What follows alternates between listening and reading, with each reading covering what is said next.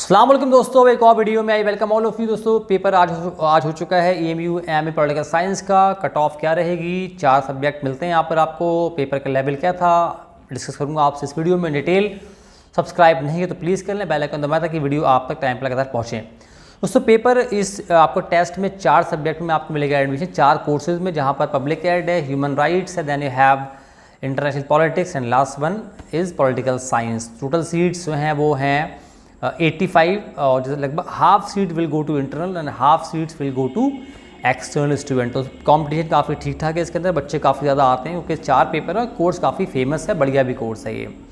दोस्तों पहले बात करते हैं पेपर के लेवल। तो पेपर का लेवल जो है बड़ा मॉडरेट था, मतलब मेरे ख्याल से ओवरऑल बात करूँ आपसे तो मेरे ख्याल से पेपर 55-45 था।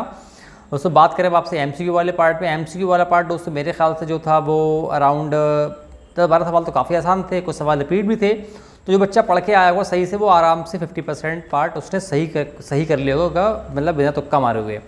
तो बात करते हैं अब आपसे जो आपका सेकंड वाला पार्ट था सब्जेक्टिव, वहाँ भी 4-5 सवाल जो है वो ठीक थे, आसान थे, बहुत मुश्किल नहीं थे। लेकिन जो बच्चा अगेन जब मैं बोलता हूँ 50% कोई आसान नहीं होता, 50% पेपर काफ़ी ज़्यादा होता है, तो वो उन बच्चों के लिए जो बच्चे प्रॉपरली पढ़ के आए होंगे।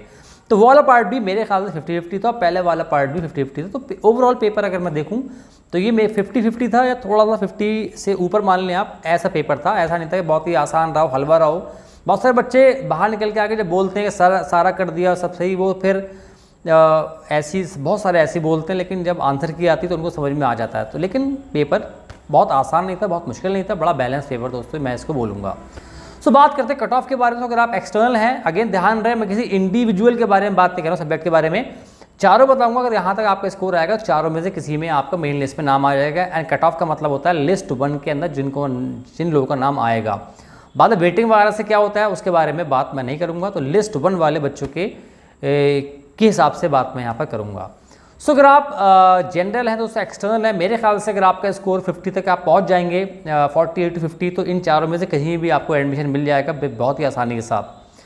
दोस्तों अगर आप जो हैं OBC हैं दोस्तों और एक्सटर्नल दोस्तों मेरे ख्याल से कट ऑफ दोस्तों यहाँ भी अराउंड मेरे ख्याल से इन माई ओपिनियन 46-48 हो सकती है, क्योंकि सब्जेक्टिव वाला पार्ट 20 नंबर निकालना कोई इतना आसान नहीं है, वो ये काफ़ी आपका डिफिकल्ट पार्ट रहता है दोस्तों। उसके बाद अगर बात करें, अगर आप SC/ST दोस्तों हैं और आप एक्सटर्नल दोस्तों हैं, मेरे ख्याल से अगर आपका स्कोर मे बी 40 तक पहुंच जाते हैं आप, तो इन माई ओपिनियन 40-42 पे पहुंच जाएंगे तो आपका एडमिशन मेरे ख्याल से दोस्तों हो जाएगा, लिस्ट 1 में आप क्वालिफाई कर जाएंगे, जहाँ तक मेरा ख्याल। दोस्तों बात करते हैं अगर आप दोस्तों इंटरनल में भी कॉम्पिटिशन काफ़ी ठीक ठाक इसके अंदर दोस्तों रहता है। तो अगर आप दोस्तों इंटरनल जनरल हैं दोस्तों, मेरे ख्याल से कट ऑफ जो है इसमें रह सकती है इंटरनल के लिए 44-46। ध्यान रहे किसी में भी, बल्कि आप थोड़ा और कम मान लें, 42 से लेके 45 तक, मतलब किसी भी में भी उनको मिल सकता है। मैंने क्योंकि स्पेसिफिक बात करना पॉसिबल नहीं है।